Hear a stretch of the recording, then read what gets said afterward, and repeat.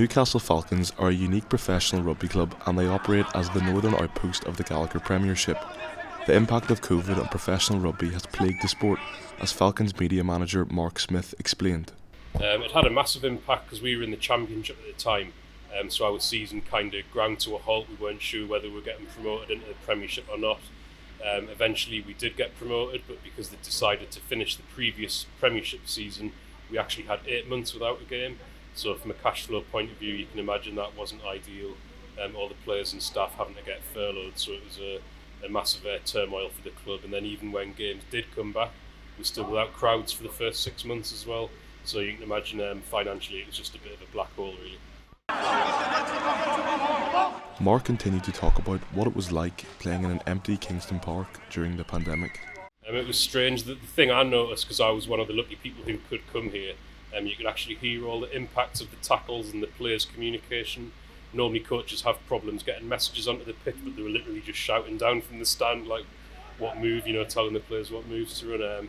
It was pretty soul destroying as staff, just because there's zero atmosphere at the games. You scoring like a world-class try and then there's literally no noise inside the stadium. It was kind of just like watching a training session really, so not something I hope I'll ever see again. And then finally, Mark, is there one thing that Prem Rugby or the RFU could do to help clubs? We've got the next TV deal will be up in the next year or so I think a lot of the financial planning will kind of come from that. It'll be interesting to see what happens there. I think, as I said earlier, it's more just around the certainty of what's happening with the league structure, because what you can't plan with is uncertainty.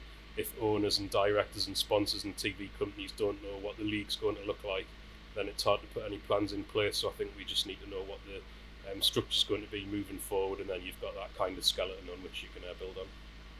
English professional rugby has never been in a more vulnerable position.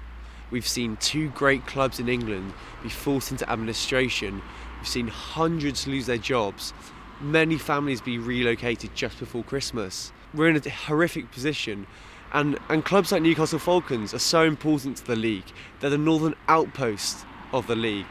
Stephen Jones, rugby correspondent for the Sunday Times, praised the Falcons' determination and spirit as a club. Newcastle, I know you made a particular study. What a fantastic club they are. What a unbelievable effort against the odds. Seymour Cody, the owner, has been magnificent. I'm sure he's lost money on it that he would rather not have lost. But that is what club rugby is about. They've got a community there.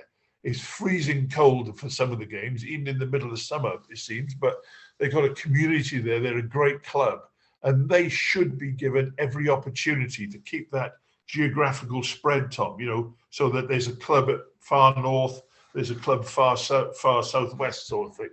Changes need to be made at the top from the RFU to give Falcons the best chance of survival. The RFU think, or they may say, they're supportive. In fact, they're the biggest blockage against the Premiership.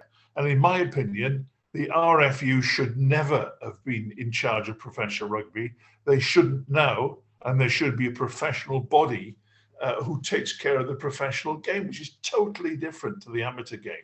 Bobby Bridge, a former Wasps reporter, was heavily involved with the club and met with star player Dan Robson just after the club went into administration. The one player, the keeper I did get on the record was Dan Robson. I met him at a coffee shop in Leamington Spa.